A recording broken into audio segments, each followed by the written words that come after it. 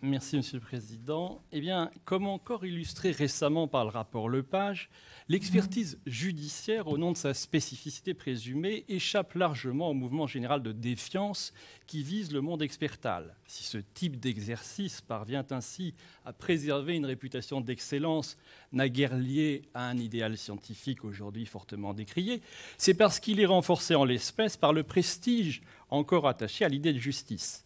Les experts judiciaires échappent à la critique de l'expertise parce qu'ils sont judiciaires, tout en restant immunisés contre la mise en cause du judiciaire au motif qu'ils sont experts. À ce titre, collaborateurs réputés seulement occasionnels du système. Dans la présente communication, je voudrais démontrer que l'expertise judiciaire souffre de tous les défauts actuellement répertoriés dans l'expertise en général, mais plus encore, que l'archaïsme et la rigidité du monde judiciaire français, il n'y a pas de magistrat ici, ont conduit ces défauts à un tel degré qu'ils fournissent aujourd'hui une sorte de tératologie de l'expertise dont les monstruosités éclairent en retour la mécanique des vices dont souffre le travail expertal en général. Je ne suis pas ici pour vous parler de l'expertise judiciaire, je suis là pour vous parler des vices de l'expertise en général. Alors, avant d'entrer dans le vif du sujet,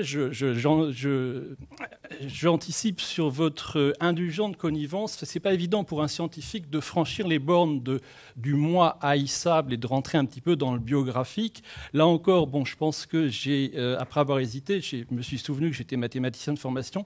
L'idée étant quand même de essayer d'abstraire à partir d'un cas particulier une théorie générale et d'autre part... Et là, c'est le freudien qui parle. Je pense que dans les 7 années d'enfer que j'ai vécues et dont on va faire un compte-rendu extrêmement sommaire, je crois que si j'ai réussi à tenir, c'est aussi parce que je me suis obsédé sur cette idée comment faire pour tirer de mon expérience personnelle quelque chose d'utilisable par la société en général. Alors l'expérience personnelle a été évoquée brièvement, c'est-à-dire qu'elle commence dans le contexte pharmaceutique français des années 80-90, marqué par la prédominance des entreprises familiales, d'ailleurs héritées bien davantage que créées, par un immense retard technico-scientifique des instances réglementaires ou universitaires relativement à la méthodologie des essais cliniques, enfin par une méconnaissance abyssale des journalistes, mais ça, c'est pas nouveau. Actuellement, en procès, l'hormone de croissance est un sédiment typique de cette historique où, avec l'assentiment de tous, des biologistes et des médecins présumés éminents se sont vus autorisés, et durant des années, à un exercice de la pharmacie aussi catastrophique qu'illégal. Et lorsque le risque de contamination est apparu, tenez-vous bien, c'est encore vers les responsables de France Hypofils que se sont benoîtement tournés l'administration sanitaire et même la justice pour obtenir des expertises. C'est assez incroyable, mais ça s'est passé comme ça. Alors c'est dans la conscience de toute cette déférence parfois indue pour l'établissement universitaire et la tendance connexe des magistrats à puiser par défaut dans ce vivier qu'en dépit d'une activité professionnelle intense, je vais solliciter mon inscription comme expert judiciaire dans une spécialité alors inexistante, médicaments et recherche biomédicale. Après un temps mort lié à la nouveauté de ma spécialisation, je fus bientôt en charge au civil comme au pénal de la plupart des grandes affaires médicamenteuses. Elles ont été citées tout à l'heure. Diéthylstilbestrol, moi aussi j'écorche, c'est la fameuse affaire Distilbène que tout le monde connaît. Bon. Alors, avec dans chaque affaire ou presque, des liens professionnels avérés, le plus souvent même réguliers, à l'égard des fabricants mis en cause. J'étais consultant pour l'industrie pharmaceutique. À ma surprise, les victimes, qui eussent dû être naturellement les plus indisposées, n'émirent quasiment jamais d'objection quant à ces liens patents, à propos desquels, bien entendu, je m'acquittais scrupuleusement de mes obligations déclaratives, suscitant, soit dit en passant, une bien évocatrice surprise des magistrats et des avocats. Internationalement, j'ai une connaisseuse à mes côtés, internationalement et depuis des décennies, rentrant dans la technique, l'obligation légale faite aux fabricants d'assurer le suivi de leurs médicaments une fois introduits sur le marché se concrétise principalement autour d'un document clé, le PSUR pour Periodic Safety Update Report, rapport de tolérance exigible par toutes les administrations sanitaires sur une base périodique, tous les 6 mois, tous les ans, tous les 3 ans. Illustration éloquente du problème de spécialité qui vient d'être évoqué, dans toutes les expertises sur la vaccination qui avaient été réalisées jusque-là, aucun des experts désignés n'avait simplement eu l'idée de réclamer ces documents fondamentaux. C'était mutatis mutandis. On était dans la situation assez incongrue d'un contrôle fiscal où le contrôleur aurait systématiquement négligé les déclarations fiscales du contrôlé. Voilà où en est l'expertise judiciaire aujourd'hui. C'est dire que pour basique qu'elle fût, ma requête de documents aussi incontournable la première fois n'alla pas sans susciter une certaine surprise chez mes co-experts, pour ne point parler d'une nervosité fort palpable chez les fabricants concernés. On était dans le cadre de mon premier dossier, vaccin contre l'hépatite B. Je signale quand même, j'ai laissé mon adresse email parce que dans le débat général que je voudrais susciter, ceux d'entre vous qui voudraient le continuer avec moi sont bienvenus. Alors, bien pire, dès la première expertise que j'allais remettre, j'y faisais remarquer que la docilité avec laquelle mes confrères avaient jusqu'alors repris l'antienne trop facile du lien direct et certain, il n'y a pas de lien direct et certain, n'avait aucun sens pour un spécialiste du médicament, attendu que la méthode d'imputabilité, de causalité imposée depuis 20 ans par l'administration sanitaire à tous les professionnels du médicament, fabricants inclus, ignorait strictement toute notion de certitude. Et que du point de vue technique, on l'a dit hier, qui était bien celui sur lequel on attendait l'expert, la discussion par voie de conséquence ne pouvait s'opérer qu'en fonction des divers degrés de probabilité tels que retenus par la méthode, douteux, plausible, possible, etc. Alors, c'était apparemment aller un peu loin dans la provocation. Les fabricants allaient se lancer dans une stratégie de récusation à mon endroit au motif soudain redécouvert de nos liens professionnels, pourtant assumés, tout en précisant d'emblée qu'ils n'hésiteraient pas à utiliser tous les recours judiciaires possibles, à bon entendeur salut, pour les magistrats récalcitrants. Ce nonobstant, les premiers confrontés à cette stratégie ne se dérobèrent pas que devant 6 juridictions distinctes dans la Cour d'appel de Paris, j'ai été maintenu à 11 reprises, dont 2 fois en appel, confirme la solidité de ce que j'avais adopté. Mais il faut déjà voir le harcèlement, c'est-à-dire que le temps que je passe, un consultant, ça vend du temps, il faut voir les centaines d'heures que j'ai déjà passées dans ce type de procédure avec la perte inhérente. Mais la justice est bien fragile devant la puissance de l'argent. Non qu'il s'agisse à ce stade d'insinuer quelque prévarication qui soit, mais de rappeler simplement le mécanisme par lequel, quand on dispose d'une trésorerie conséquente, on peut, dans un casino, faire sauter la banque en jouant inexorablement le même numéro jusqu'à ce qu'il sorte, selon le principe dit de la martingale. Eh bien, il en va de même dans les prétoires.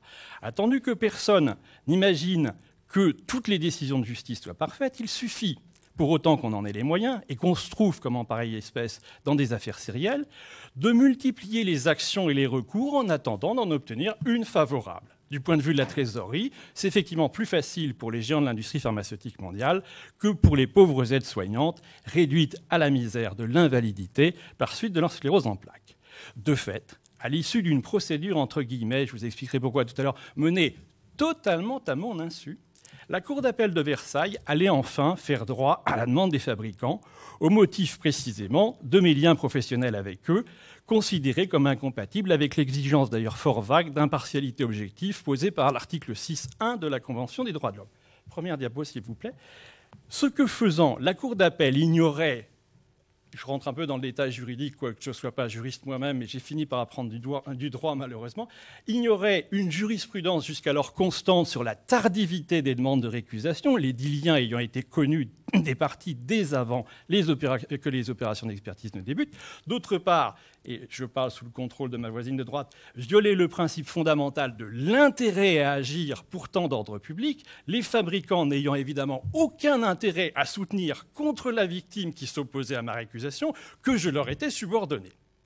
Malgré la gravité de ces erreurs juridiques, la Cour de cassation, c'est des erreurs juridiques tellement graves que je suis absolument sûr que vous comprenez tous le problème, la Cour de cassation allait confirmer les arrêts en question et plus encore casser les autres arrêts qui avaient conclu en sens inverse. Mieux, alors qu'il n'était pas bien difficile d'anticiper dans quelle direction ces décisions allaient être exploitées par les fabricants, la Cour d'appel de Versailles, là encore confirmée par la Cour de cassation, devait me débouter de mes velléités d'intervention en tierce opposition au motif que l'expert n'est ni tiers ni partie et qu'il serait, au contraire de tous les textes connus, auxiliaire de justice. Un expert judiciaire n'a jamais été auxiliaire de justice, c'est un collaborateur occasionnel de la justice.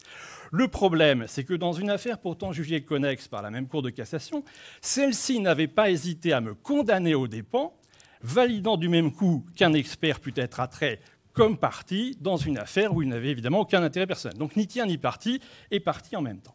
Ainsi, non contente de faire de moi le seul citoyen français officiellement privé de toute personnalité juridique, ni tiers ni parti, et à ce titre de me priver du droit pourtant fondamental de défendre ma réputation, la Cour de cassation n'avait même pas éprouvé le besoin de cohérence, me privant simultanément d'un autre droit fondamental, celui de pouvoir anticiper sur un minimum de prévisibilité juridique.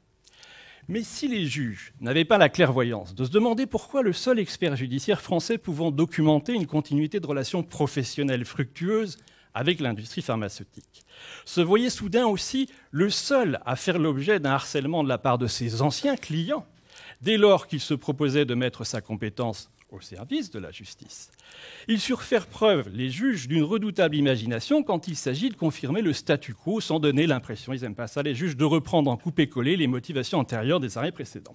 Alors, oubliant que la motivation initiale était celle de l'impartialité objective, laquelle, comme son nom ne l'indique pas pour les non-juristes, vise simplement une situation d'apparence sans que l'intégrité intellectuelle de l'intéressé y soit mise en cause, les cours d'appel d'Orléans, diapo suivante s'il vous plaît, et de Paris allaient justifier leur adhésion aux arrêts précédents en chargeant la barque au point d'invoquer des articles écrits par moi parus dans la presse professionnelle spécialisée, où j'avais osé soutenir qu'il convenait d'examiner de façon critique les données épidémiologiques disponibles et de ne pas se concentrer exclusivement sur le risque iatrogène, et également d'évaluer si le bénéfice réel d'une vaccination était aussi assuré qu'on l'avait prétendu pendant la campagne. D'où il ressort apparemment qu'aux yeux de la Cour d'appel de Versailles et suivante, et de la Cour d'appel de Paris, seuls méritaient d'être considérés comme impartiaux ceux des experts, il n'en manque pas, qui considéraient comme allant de soi la validité des études réalisées par les promoteurs de la vaccination et la réalité du bénéfice vaccinal. Mieux, diapo suivante, ayant dans une autre affaire opposé le préalable dont j'ai parlé hier de la déclaration d'intérêt, vous comprenez pourquoi j'ai l'air un peu obsédé par les déclarations d'intérêt, aux nombreux experts cités par les fabricants en vue de leur promotion, je vis mon rapport écarté sans ménagement par la Cour d'appel de Versailles au motif que, mettant en cause les experts en général, j'avais forcément impliqué mes co-experts du collège désignés dans l'affaire en question et qu'à ce titre, j'avais gravement manqué à la prudence. Bref, les fabricants n'avaient qu'à se baisser pour incrémenter de décisions judiciaires sans cesse renouvelées le dénigrement à l'endroit de, c'est une citation, des thèses fumeuses d'un expert dont l'intégrité intellectuelle a été largement mise à mal par la Cour de cassation. Aujourd'hui, n'importe quel tribunal administratif de province, quand on lui dit le docteur Girard dit que, qu'on sort un article du docteur Girard, on dit le docteur Girard, on sait bien qui c'est, la Cour de cassation nous l'a dit. Alors, se voir aussi malmené dans ses droits fondamentaux. Alors, j'insiste aussi que, par rapport à ce que disait M. Ledéo hier, là, on n'est même pas dans l'intervention publique de l'expert à laquelle il nous invitait, on est dans l'exercice professionnel de l'expert. Moi, c'est mon boulot d'écrire dans des revues professionnelles telle ou telle étude est bonne, telle ou telle étude est mauvaise, etc. Bon, j'ai été donc remis en cause dans mon intégrité intellectuelle pour avoir écrit dans des sur des supports tout à fait professionnels. Alors, se voir ainsi menacé dans ses droits fondamentaux au nom de la Convention européenne des droits de l'homme appelait naturellement un recours devant la Cour européenne. À 2 reprises, je me tournais vers elle. À 2 reprises, ma demande devait être jugée irrecevable. La Cour, je cite, ne relevant aucune apparence de violation des droits et libertés garantis par la Convention ou ses protocoles. Je vous laisse contre-juger le jugement de la Cour européenne. Alors, de fil en aiguille, toujours sans qu'il me soit donné le moindre moyen d'intervenir pour me défendre, le même type de raisonnement allait finalement conduire la Cour d'appel de Versailles à me radier de la liste des experts en repoussant un peu encore les exigences du scientifiquement correct. Diapo suivante, s'il vous plaît. Apparemment peu soucieuse de m'affronter sur le terrain technico-scientifique, la Cour soutenait ne pas mettre en cause ma compétence expertale, se contentant d'affirmer que mes prises de position techniques étaient clairement incompatibles avec l'impartialité normalement attendue d'un expert judiciaire, comme si l'impartialité tout court n'était pas la plus précieuse des qualités normalement attendues d'un expert judiciaire ou pas judiciaire. Ce que faisant de plus, la Cour bientôt confirmé par la Cour de cassation, ignorait de nouveau les textes juridiques en vigueur, le code de déontologie de l'expert judiciaire spécifiant sans la moindre ambiguïté en son article 9 qu'en cas de controverse doctrinale, le technicien doit en faire état et indiquer là ou les solutions qu'il retient en motivant son avis. Je ne sais pas si vous avez remarqué, mais je pense que je suis quelqu'un de relativement apte à motiver mes avis. Il faut croire qu'en matière de vaccination contre l'hépatite B, insinuer, même en se fondant sur des centaines d'articles internationaux jusqu'alors strictement ignorés par les autres expertises, qu'il puisse y avoir controverse, simplement insinuer qu'il puisse y avoir controverse, signait par le fait même un manquement grave au principe d'impartialité. À titre de comparateur intéressant, diapo suivante, on peut relever que par contraste, la justice ne s'est jamais sentie menacé dans son exigence d'impartialité quand un autre expert, président d'une grande société française de médecine légale, a éprouvé le besoin d'intervenir escalité pour protester après que l'administration sanitaire eut consenti à l'indemnisation de quelques victimes du vaccin, l'intéressé soulignant l'émotion des experts qui, comme lui, avaient engagé leur honneur scientifique, a rassuré les magistrats quant à la parfaite sécurité du vaccin. Je ne sais pas si vous voyez, un expert judiciaire qui spontanément intervient pour protester contre l'indemnisation de victimes en disant que cette indemnisation est une menace pour notre honneur. Ben, ça ne gêne pas la justice. Alors bref, ce compte-rendu biographique, dont je vous prie encore une fois de m'excuser, n'a d'intérêt que s'il peut nourrir une réflexion plus large et plus abstraite sur le thème qui nous réunit aujourd'hui. Alors ma première réflexion va donc viser la question du statut et de la protection de l'expert. Il est tout de même effarant qu'il ait fallu attendre le bon docteur Girard pour découvrir que s'il a prévu des causes, d'ailleurs aberrantes, de récusation pour l'expert, le nouveau code de procédure civile, qui sauf erreur doit dater des années 80, a bizarrement omis d'en spécifier la moindre procédure. Il n'y a pas de procédure de récusation de l'expert. Il y a une procédure de récusation des juges, mais il n'y a pas de procédure pour l'expert. Justifiant a priori l'arbitraire qui fait qu'au gré des juges et de leur humeur, l'expert peut être ou non entendu, voire tenu, je vous l'ai dit, dans la stricte ignorance des demandes qui le visent.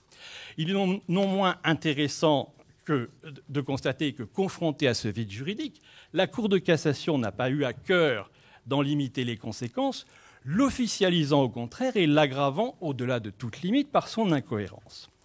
Or, pour ahurissante qu'elle apparaisse ainsi, cette maltraitance de l'expert n'est qu'une expression particulière d'un climat général qui tient pour acquise sa totale déréliction juridique. Lorsque sévisse parmi d'autres, il vint au pôle santé l'idée de ne plus rémunérer le travail, pourtant considérable, que j'avais accompli cette fois au pénal. J'eus la surprise de constater qu'arrivé devant la chambre de l'instruction, j'y étais traité en appelant. Parlant donc en premier, n'ayant même pas connaissance des réquisitions du parquet général qui allait s'exprimer après moi, alors même que n'ayant jamais été entendu auparavant, il m'avait bien manqué un premier degré de juridiction et que je n'avais même jamais été destinataire des motivations initiales du juge. Et alors que le refus de paiement prétendait s'abriter derrière le pauvre prétexte des délais non respectés, les délais en expertise judiciaire, je ne vous dis pas, il me fallut constater de rechef que la chambre de l'instruction n'avait strictement rien à faire des éléments de défense qui, en n'importe quelle autre espèce, et là encore je parle à des non-juristes qui vont comprendre, eussent conditionné sa décision, à savoir quelle mise en demeure, il n'y en avait pas eu. Quelle preuve d'un quelconque préjudice pour l'instruction? Il n'y en avait pas. Quelle proportionnalité entre le dit préjudice et la sanction requise? La question dont vous mesurez de la proportionnalité, vous en mesurez toute la pertinence, quand vous saurez que l'alternative était entre le paiement des quelques 700 heures de travail réclamées par l'expert et le généreux total de 0 consenti par le parquet et le juge. Maltraitance expertale, disais-je. Alors ces problèmes bassement financiers introduisent à l'idée que, même lorsqu'il ne doit rien à la justice dans sa réussite professionnelle, l'expert récalcitrant risque gros, et ce, pas seulement à cause du travail impayé sous des prétextes trop faciles. C'est ainsi, par exemple, que rapidement lassé d'un harcèlement procédurier susceptible de mettre trop à contribution sa clause de protection juridique, mon assureur allait incontinent résilier mon assurance responsabilité civile professionnelle. La difficulté prévisible de retrouver un autre contrat dans un contexte aussi conflictuel mettait dès lors en péril mon droit même à travailler. Je ne peux pas travailler sans être assuré. Enfin, sans être assuré, parce que je peux vous dire que je n'étais pas rassuré. Enfin, alors que jusqu'à présent, ma réussite professionnelle avait beaucoup reposé sur une réputation d'intégrité tirée d'un conflit ancien relativement médiatisé avec mon premier employeur, j'avais été lanceur d'alerte à l'époque où le concept n'existait même pas, au tout début des années 80, une telle accumulation d'arrêts défavorables, surtout exploités de la façon qu'on imagine, allait accréditer dans le milieu pharmaceutique que d'une façon ou d'une autre, j'avais manqué à mes obligations, avec des conséquences voyantes en matière d'activité professionnelle. Je vous laisse voir mon chiffre d'affaires et son évolution. La flèche rouge indique le début de mes missions judiciaires. Faites des statistiques. Je ne sais pas si la corrélation est plausible ou vraisemblable, mais elle est quand même assez frappante. Alors, cette vulnérabilité manifestement institutionnelle de l'expert judiciaire s'oppose, et c'est ça qui me frappe, à son pouvoir effectif. Car il est patent, et il suffit d'interroger les juges pour s'en apercevoir, que si objectivement nul que soit l'expert, c'est presque à coup sûr que les magistrats s'en tiendront à son expertise et rien qu'à elle. Alors que j'ai l'expérience réitérée de leur mépris absolu pour des expertises d'une centaine de pages, assorties d'une documentation unique dès lors qu'elles sont privées, j'ai également celle d'un jugement fort médiatisé, cette fois favorable à la victime, où l'expertise du pauvre médecin désigné, pauvre médecin de quartier manifestement ignorant de tout, s'était limitée à une quinzaine de lignes, soutenant sans un élément de preuve que la cause des troubles ne pouvait être que le vaccin. De la sorte, s'il est classique de poser que l'expert n'a pas à dire le droit, force est de constater en pratique que c'est bien à lui qu'il revient de dire le juste, puisque, sauf exception rarissime, il sera aveuglément suivi par le juge. Alors, dans une organisation reposant sur une délégation de pouvoir aussi perverse, on voit mieux la rationalité d'une absence de statut qui laisse l'expert judiciaire à l'entière merci de ceux qui ne peuvent se passer de lui. On n'a pas idée de la naïve inconscience avec laquelle des pauvres techniciens, parfois arrivés aux plus hautes sphères de la corporation expertale, peuvent se vanter de la façon dont leur reconnaissance par les juges a métamorphosé en réussite inespérée une carrière professionnelle jusqu'alors ignorée par les pairs, voire franchement vouée à l'échec. Tant il est vrai que dans un système de désignation aussi aberrant que le nôtre, on est réputé compétent lorsqu'on a réussi à se faire désigner expert judiciaire, au lieu d'être nommé expert judiciaire en reconnaissance d'une compétence documentable. Et bien entendu, on retrouve au niveau des justiciables le dernier degré de ce qu'au XVIe siècle, déjà, la Boétie décrivait comme la pyramide de l'esclavage. Prochaine diapo, s'il vous plaît.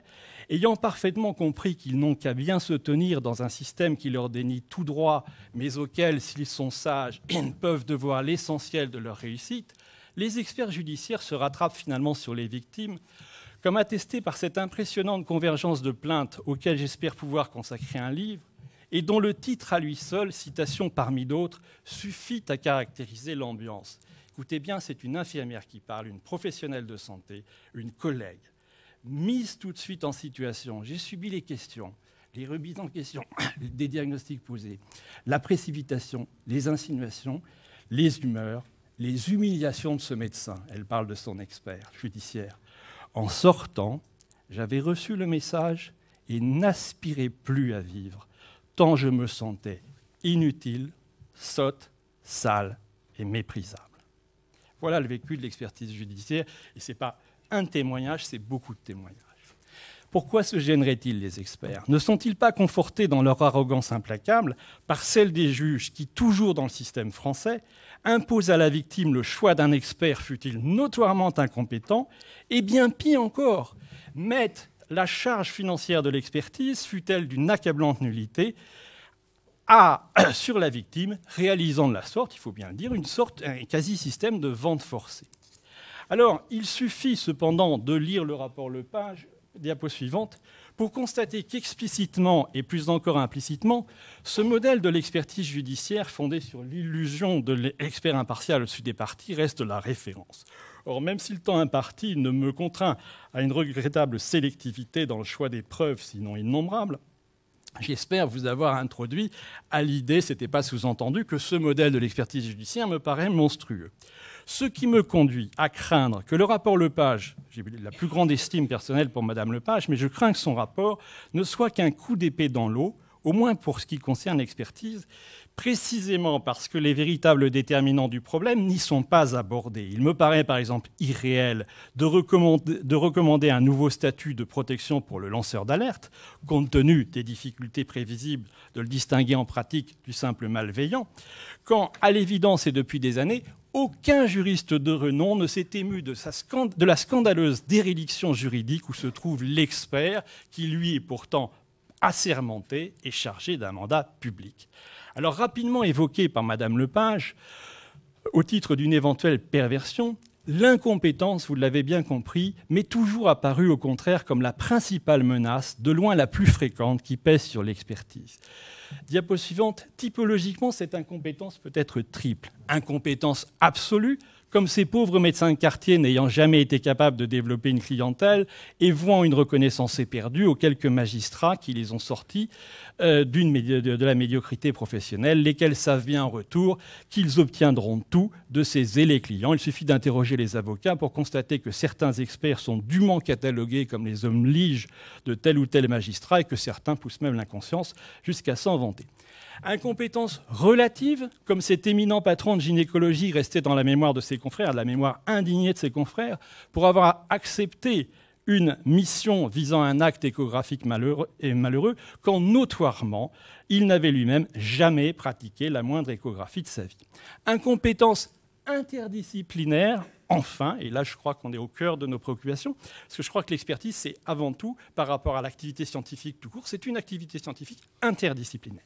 Incompétence interdisciplinaire, enfin, en entendant par ce concept caractériser l'incapacité de l'expert de comprendre le besoin de ses interlocuteurs et de s'en faire comprendre. Car si l'expert judiciaire, pour rester dans le sujet, n'a pas à dire le droit, du moins doit-il suffisamment comprendre le droit pour apercevoir ce dont les magistrats ont besoin, afin de se réapproprier les éléments de fait qui leur permettront de dire le juste. Et sur la base de ce filtre à 3 trous, je me fais fort de documenter que dans ma carrière, je n'ai jamais rencontré un expert judiciaire compétent.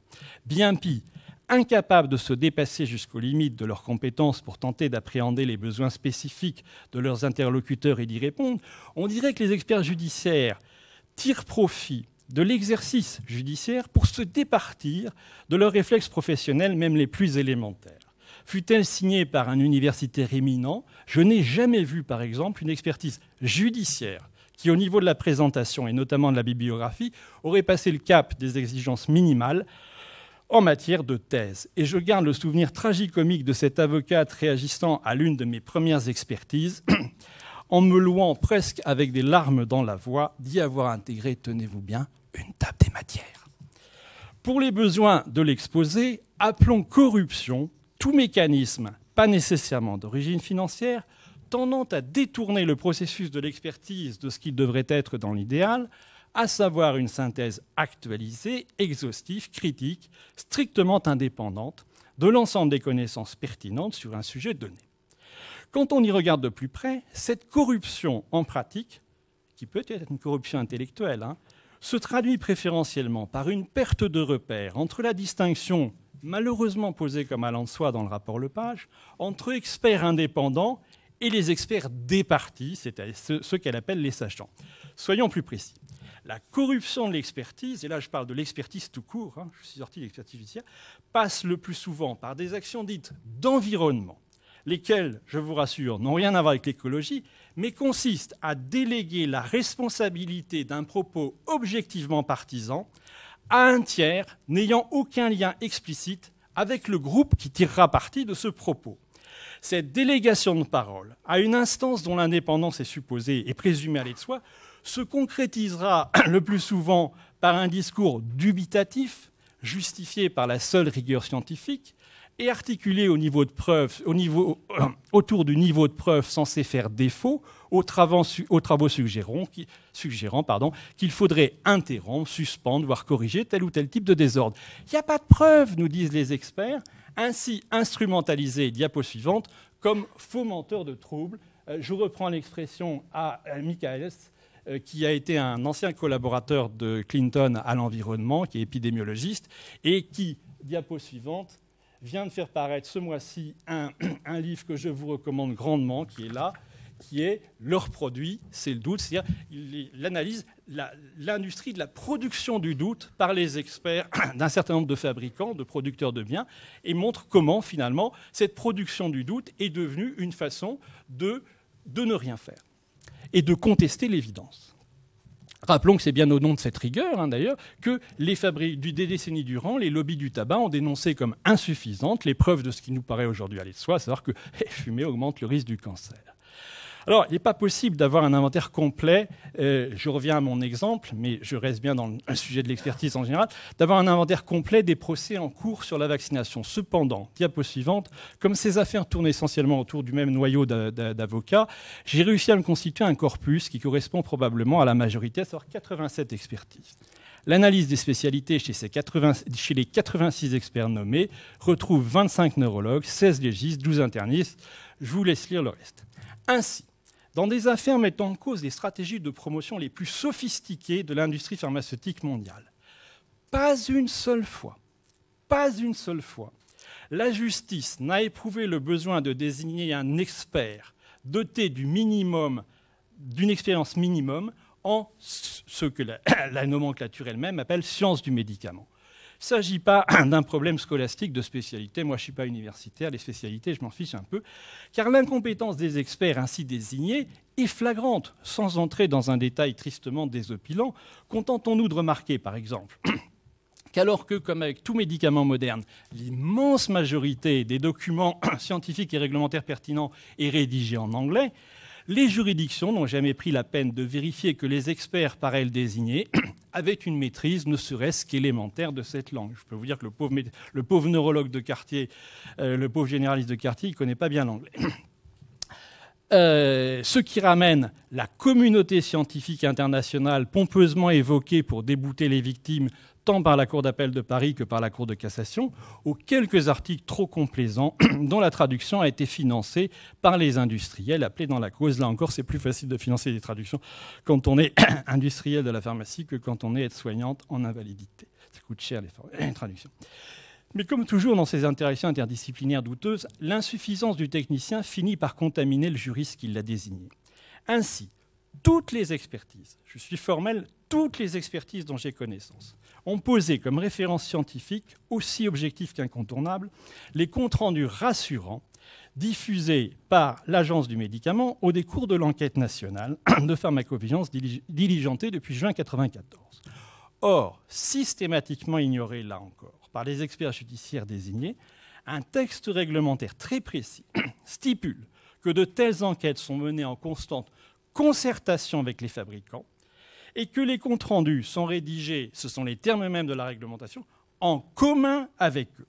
Ainsi, à l'heure où je parle, l'intégralité des décisions judiciaires sur le vaccin, incluant celles prises par la Cour de cassation, se sont fondées sur des expertises qui, à l'insu de tous, experts compris, ont présenté comme neutres et objectives des évaluations pourtant rédigées en commun, je le répète, avec les fabricants appelés dans la cause au mépris flagrant du principe du contradictoire. Et jusqu'à plus ample informé, je parle encore sous contrôle, il s'agit bien du scandale judiciaire du XXIe siècle. L'analyse de ces avis rédigés en commun permet de reconnaître que, de fait, les fabricants sont nettement intervenus, de telle sorte que tous les experts judiciaires qui ont placidement repris le refrain sur l'absence de lien certain se sont, à leur insu, fait les vecteurs d'un discours intéressé, techniquement infondé, en le recouvrant du vernis d'une pseudo-expertise indépendante. Exemple typique des actions d'environnement dont je vous parlais tout à l'heure, qui sont, comme par hasard, centrées sur l'entretien du doute. On a des experts judiciaires qui n'ont, de fait, beaucoup moins de lien avec l'industrie que moi, des médecins de quartier, qui disent « Eh bien, il n'y a pas de lien direct et certain ». Et ce sont les avocats des fabricants qui ont introduit ce genre de formulation dans les communiqués de l'agence, qui sont cités comme neutres et objectifs par les 10 experts judiciaires. Alors, s'il ne fait aucun doute que la prévarication puisse influer sur l'expertise, ce qui vient d'être illustré signifie que, j'y reviens, c'est fondamental, l'incompétence est la menace la plus grave qui puisse peser sur l'impartialité. On n'est jamais aussi facilement manipulable que quand on ne sait pas, et les magistrats seraient bien inspirés de conscientiser que dans leurs entreprises actuelles de lobbying, dans les firmes pharmaceutiques consacrent de plus en plus d'argent dans leur direction, non sans résultat, hélas. Pour ne point parler des dépenses indirectes, car avec sa trésorerie illimitée permettant de soutenir n'importe quelle action judiciaire, qu'ont fait les fabricants, sinon de convaincre les plus hautes juridictions que le seul expert judiciaire pouvant documenter, je vous rappelle le schéma tout à l'heure, ne serait-ce que sur la base d'un chiffre d'affaires naguère insolent, la confiance que lui accordait l'industrie pharmaceutique était comme par hasard le seul indigne de mettre sa compétence au service de la justice française. Fallait le faire, ils l'ont fait. L'expert est tout nu quand il est seul. Ce n'est pas son expertise présumée qui lui donne le pouvoir, mais le pouvoir qu'on lui octroie qui crédibilise son expertise. Voici quelques années, dans une affaire de vaccination assez médiatisée, où je n'étais pas expert, j'avais été contacté par la victime désespérée de la performance effectivement lamentable des 2 experts qui lui avaient été imposés. À quelque temps de là, le juge en charge de cette affaire, l'un des plus expérimentés en matière de santé, prit l'initiative de m'appeler pour me dire en termes peu choisis qu'il en avait marre de ces 2-là, il me semble me rappeler qu'il m'a dit ces 2 cons-là, qu'il avait lu certains de mes travaux et qu'il entendait désormais me missionner dans les affaires ultérieures, malgré la tourmente de récusation dont je faisais l'objet et dont il avait connaissance. Tout se sait au palais de justice. Alors j'en profitais pour l'interroger sur l'intérêt d'une intervention privée dans l'affaire précédente, dans la première affaire, à quoi il répondit qu'il la lirait avec beaucoup d'intérêt, en dépit du fait qu'elle serait privée. Sur ce, le malheureux tomba malade, au point d'être remplacé. La nouvelle juge s'empressa de me récuser dans la nouvelle affaire où il m'avait désigné et débouta dans la précédente la première victime en ignorant totalement ma contribution privée. La Cour d'appel allait adopter exactement la même position. Mais, dans l'entretemps, les 2 experts de la première affaire les 2 rigolos de la première affaire, avaient envoyé leur facture à la malheureuse victime pour le montant exorbitant, accrochez-vous, vous êtes tous assis, de 16 000 €. Confrontée à une exigence aussi considérable à l'endroit d'une pauvre femme ruinée par la maladie, la Cour d'appel, pour une fois, allait faire preuve d'une ingéniosité remarquable. Je cite, « Qu'en l'espèce, il est évident que les rapports d'expertise des professeurs X et Y, ne nous faisons pas d'ennemis, il y en a suffisamment comme ça, dont les conclusions sont favorables au laboratoire Z, qui s'ajoutent à d'autres obtenus à l'occasion d'affaires similaires qui peuvent être ensuite produits à nouveau dans d'autres affaires au soutien de sa position, profitent à cette partie, donc profitent aux fabricants, qu'à titre exceptionnel, leur coût sera mis à sa charge. C'est-à-dire que la Cour d'appel dit, écoutez, ce rapport vous est tellement favorable, c'est vous qui allez le payer. Vous pourrez le réutiliser après. On admettra sur cet exemple qu'entre le juge prétendant se débarrasser de 2 experts de 2 cons, explicitement taxés d'incompétence et de pusillanimité pour s'en remettre désormais à un 3e, et celui balayant en une demi-ligne méprisante la contribution du dernier, tout en exhortant les fabricants à réutiliser dans leurs affaires ultérieures l'expertise des 2 autres, désormais crédibilisée par le sceau de la Cour d'appel, et pas n'importe quelle Cour d'appel, je vous prie de croire, il y a précisément, et ça vaut pour tout le monde, il y a précisément toute la marge du processus de choix d'experts par le décideur.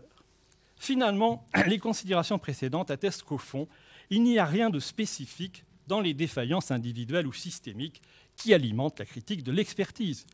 L'incompétence expertale. Mais alors que les défis actuels devraient appeler l'imagination et la créativité juridique, n'a-t-on pas vu les plus hautes instances judiciaires s'égarer au point d'en perdre leurs repères les plus intangibles, le respect du contradictoire, l'intérêt à agir, la jurisprudence, la prévisibilité, les conflits d'intérêts. Mais lorsqu'il s'agit d'instrumentaliser une décision judiciaire au profit des fabricants, ne voit-on pas abuser de leur position éditoriale les éminents juristes habitués aux luxueuses consultations des mêmes fabricants ?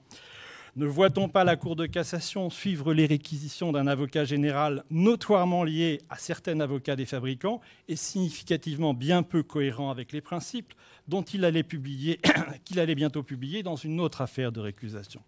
Ne voit-on pas le prestigieux recueil Dalloz, publié sous couvert d'un article de doctrine, une pauvre contribution scandaleusement partiale, rédigée par 2 avocats inconnus au bataillon des théoriciens du droit et strictement muets sur le fait qu'ils sont tout simplement les défenseurs d'un des fabricants dans toutes les affaires civiles. Alors quoi ? Finalement, qu'est-ce qu'ils font de particulier, les experts ? Ils font comme tout le monde. Et s'ils font comme tout le monde, politiques et magistrats inclus, que reprocher aux experts par conséquent ? Bien précisément cela, de faire comme tout le monde. de conditionner leurs évaluations à l'intérêt bien compris de leur carrière et de leur tranquillité. En un mot, de ne plus reconnaître la transcendance du savoir comme limite infranchissable aux accommodements du politiquement correct. Alors le temps me manque pour aller plus loin, mais je voudrais conclure sur 3 remarques. Premièrement, alors que les décideurs, et les politiques notamment, tendent spontanément à s'abriter derrière leur incompétence technique dès lors qu'ils sont mis en cause, il faudra bien un jour déporter la question de leur responsabilité à celle de leur choix d'experts, qui le plus souvent privilégient la docilité clientéliste sur la compétence documentale. Deuxièmement, j'ai appris à penser que le bon expert, finalement, c'est celui dont on peut se passer. Pas celui qui se fait radier, mais celui dont on peut se passer, en ce sens que, dans le processus interdisciplinaire de l'expertise, il permet aux demandeurs de l'évaluation de se réapproprier, c'est un mot fondamental ça, dans l'expertise interdisciplinaire, de se réapproprier des éléments de fait simples, compréhensibles, aisément vérifiables, suffisants pour affronter en connaissance de cause le processus décisionnel. Troisièmement, s'il est exact que l'incompétence, et c'est ce que je crois profondément, s'il est exact que l'incompétence soit la menace la plus grave sur le processus de l'expertise, et qu'elle renvoie du même coup à l'incompétence synergique des décideurs, force est de se demander, diapo suivante s'il vous plaît, si nous ne sommes pas arrivés au but cherché depuis déjà longtemps par les puissances de l'argent, réduire à pas grand-chose toutes les instances d'enseignement et de recherche, et je regarde ceux ici qui sont enseignants, toutes les instances d'enseignement et de recherche, polluer la transmission scolaire ou universitaire par les dogmes de l'entreprise et du libre marché, réaliser enfin le rêve monstrueux de la destruction du savoir en temps de paix, pour reprendre le titre tristement pertinent d'un ouvrage récent. Et je suis désolé sur ce point de m'inscrire un peu en faux avec ce qu'a dit un intervenant hier. Je ne crois pas du tout qu'on vive dans une société de plus en plus instruite. Je crois que c'est malheureusement l'inverse. Alors en ce sens, la question la plus grave de notre colloque n'est peut-être pas tant comment retrouver la confiance dans l'expertise que bien plus tristement, existe-t-il encore des experts ? Merci de votre attention.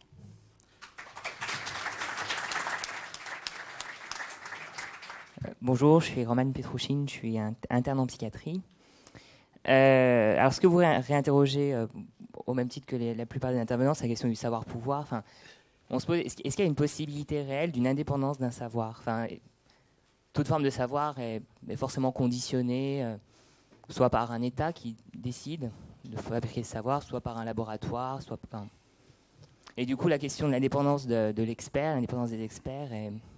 Enfin, elle se pose peut-être justement dans l'interdisciplinarité, dans la multiplication des experts qui travaillent ensemble, mais est-ce qu'il y a une possibilité d'une neutralité d'un expert ?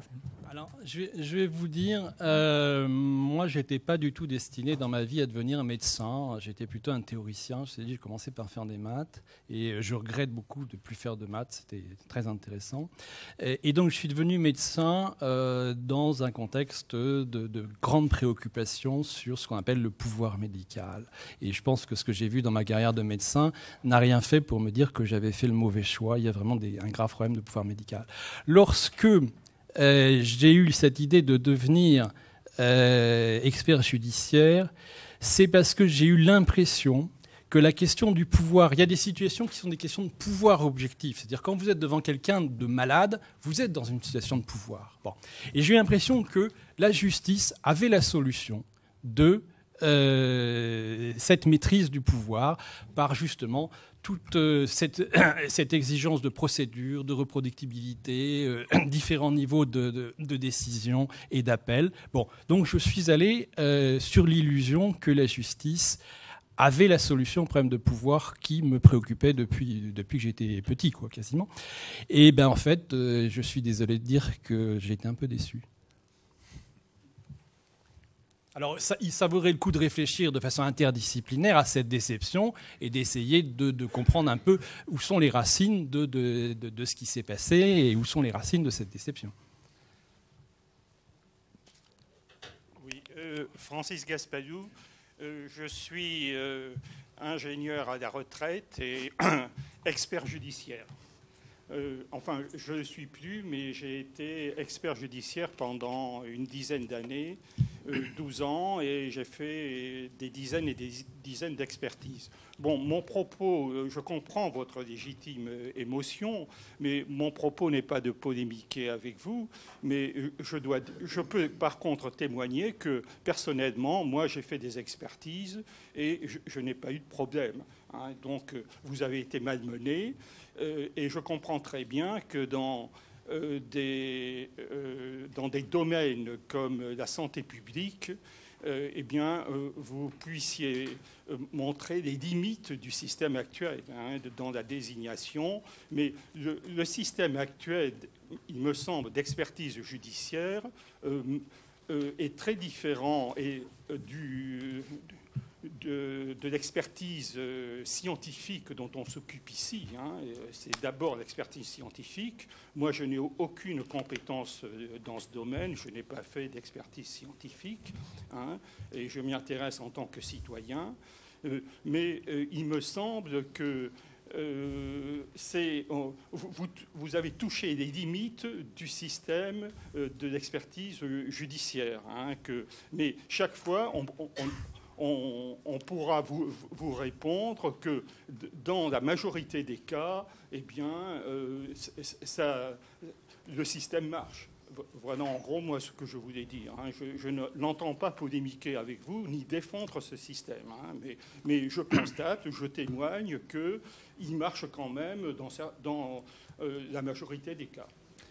Bon, je ne veux pas polémiquer, mais d'une part, je ne suis pas du tout sûr, enfin personnellement, moi je ne distingue pas du tout l'expertise judiciaire de l'expertise tout court. L'expertise judiciaire, c'est un exercice d'expertise interdisciplinaire et par conséquent, effectivement, je pense que l'expertise judiciaire ne doit n'avoir que des experts. Deuxièmement, dire le système marche, je pense qu'il faudrait peut-être un petit peu écouter les justiciables, il faudrait peut-être un petit peu écouter les avocats. Dans le projet de livre que j'ai montré, il n'y a pas du tout que...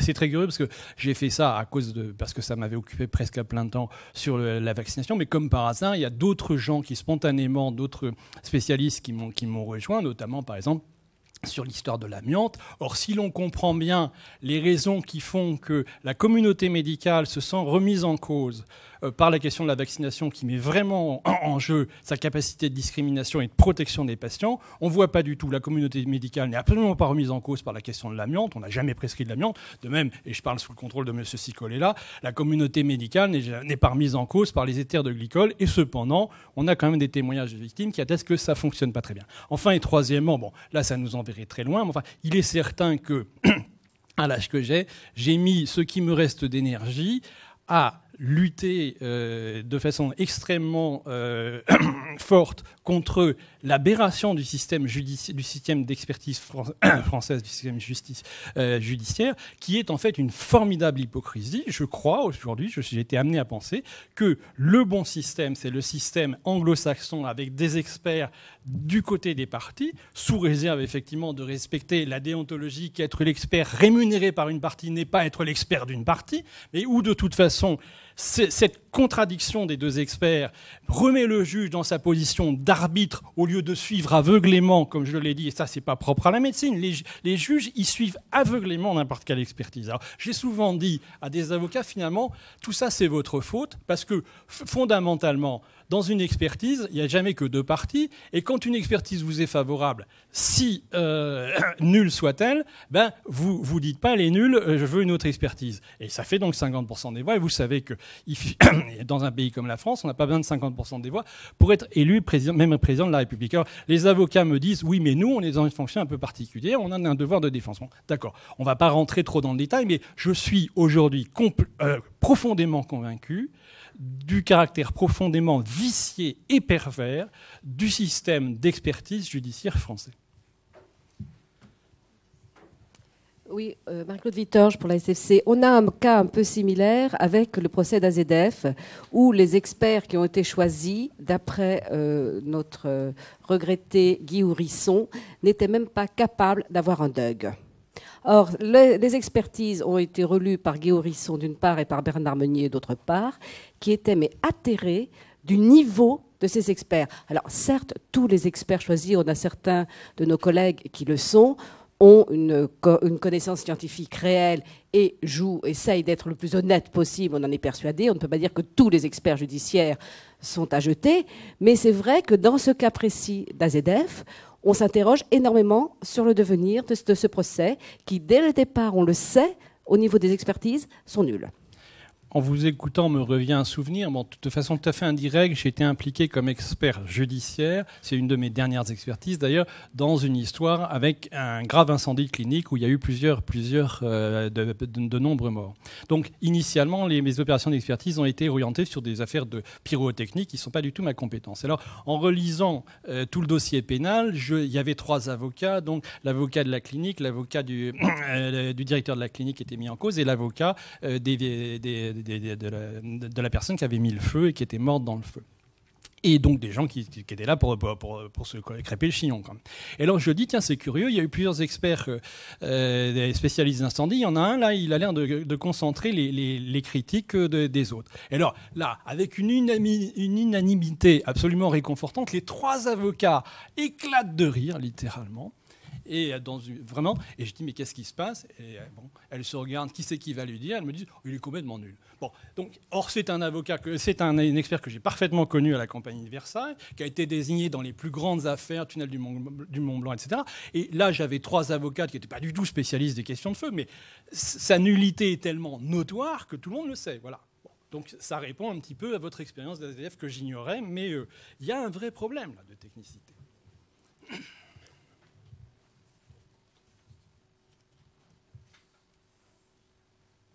Bien. Oui. Jean-Hugues, député au Conseil de l'Europe. Ce que dit M. Girard, je peux le confirmer vraiment dans les très grandes lignes, mais ce n'est pas un problème français. C'est aussi peut-être un problème français, mais c'est aussi un problème allemand, c'est un problème au niveau européen et même mondial. Et alors, je ne voudrais pas insister sur tout ce que vous avez dit, mais il y a certaines choses très intéressantes sur lesquelles je voudrais revenir. C'est surtout cette question qui m'a paru vraiment essentielle dans cette question de l'expertise, c'est ce que vous appelez les semeurs de doute. Vous avez présenté un nouveau livre américain, là, que vous avez présenté, et dans beaucoup d'affaires que j'ai suivies, le mécanisme est toujours le même, que ce soit en France, que ce soit en Allemagne ou partout. C'est toujours l'expert qui découvre quelque chose, qui découvre qu'il y a des risques. Et alors, en tant que réponse, parce qu'il y va toujours de milliards. L'hépatite B, c'est un exemple, mais il y a d'autres histoires où il y va de milliards d'euros qui sont en jeu. Et les firmes impliquées, évidemment, vont se défendre. C'est leur droit de se défendre, c'est clair. Mais alors, avec les moyens disproportionnés qu'ils ont, ils vont pouvoir se payer les avocats et les experts qu'ils voudront bien payer. Et avec beaucoup d'argent, on peut acheter, dans notre société, on peut acheter tout. On peut acheter des experts.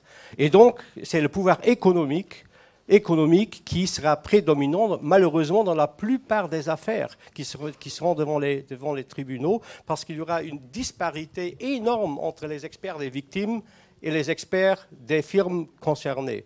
Et une des méthodes que j'ai constatées dans beaucoup d'affaires, c'est justement cette manière d'essayer de semer le doute. C'est-à-dire, si quelque chose est devenu un risque, alors la firme concernée ou les firmes concernées vont payer des équipes de laboratoire, des équipes médicales, des équipes d'avocats, des conseils d'avocats pour faire les contre-expertises, et pas nécessairement pour dire non, ce n'est pas dangereux, mais pour dire c'est peut-être pas tellement dangereux, il faut encore continuer à faire de nouvelles études, et hop, on a gagné de nouveau 5 années avec le produit sur le marché, et c'est comme ça que ça fonctionne.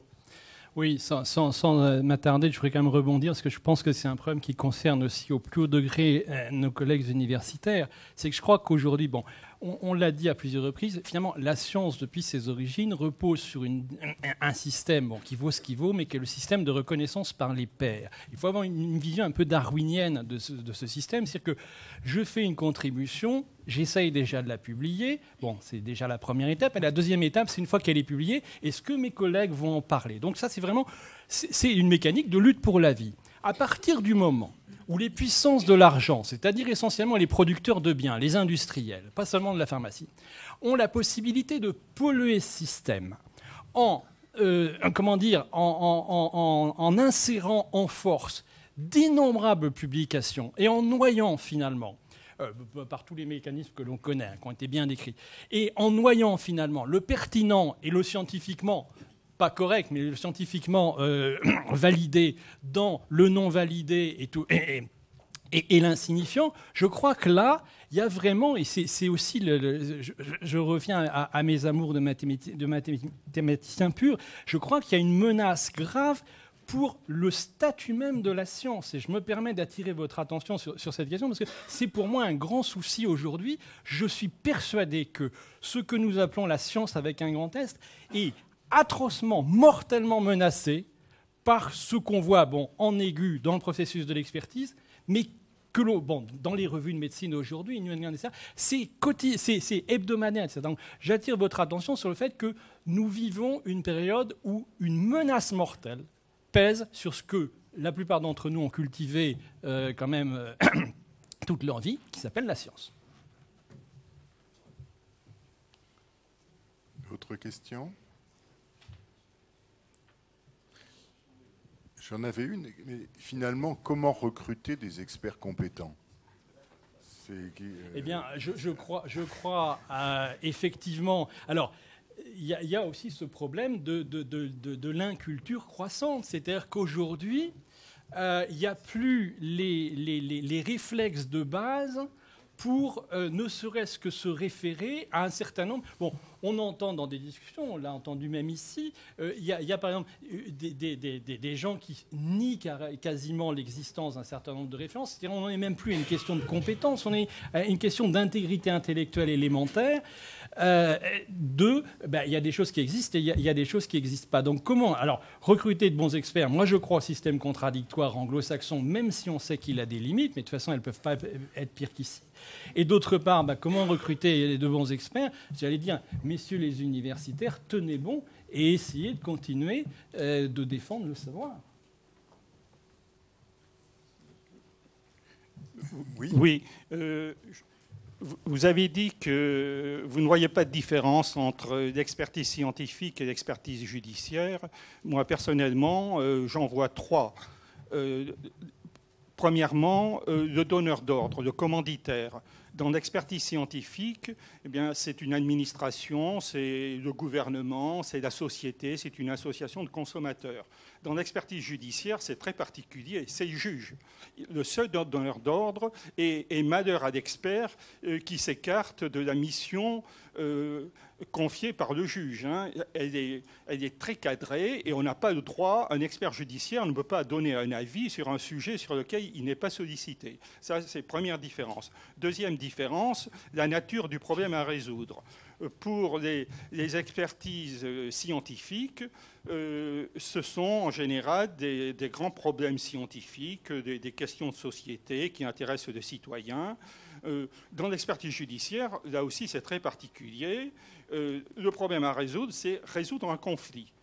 Et la vérité, on ne cherche pas la vérité à tout prix, on cherche à résoudre un conflit. Uniquement ça, c'est tout. La vérité donnée par une expertise n'est pas forcément la vérité vraie ou la vérité scientifique. Bon, troisième différence, l'expert.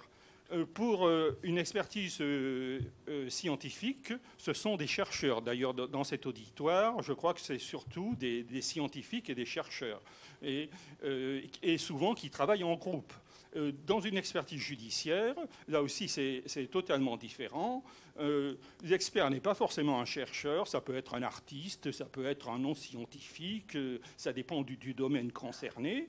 Et il travaille, autre différence, il est isolé, vous l'avez bien dit, mais le juge peut très bien prescrire, comme ça avait été le cas dans l'affaire AZF, de confier une expertise à un groupe de 4 experts. Ça, rien n'en empêche. Donc, pour moi, je vois des différences quand même très importantes entre l'expertise scientifique et l'expertise judiciaire. Bon, si vous voulez, sans s'attarder, je crois que pour répondre très brièvement, la question du décideur, bon, il n'y a absolument rien de distinct. C'est un juge, c'est un politique, etc. L'expert est censé mettre en application.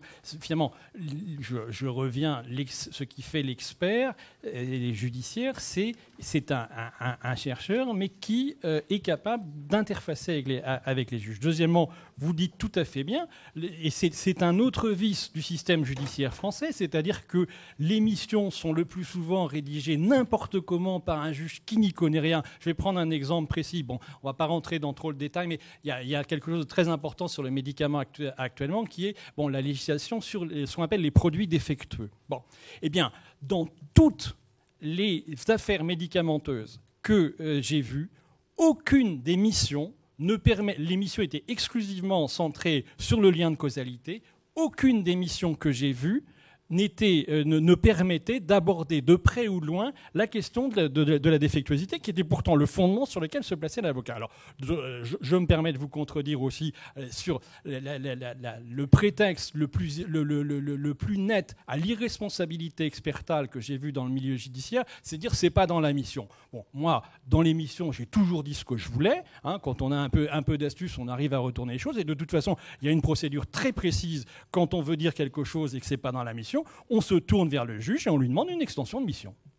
Ce que j'ai fait à plusieurs reprises. Bien, écoutez, je crois que le débat est bien engagé. De toute façon,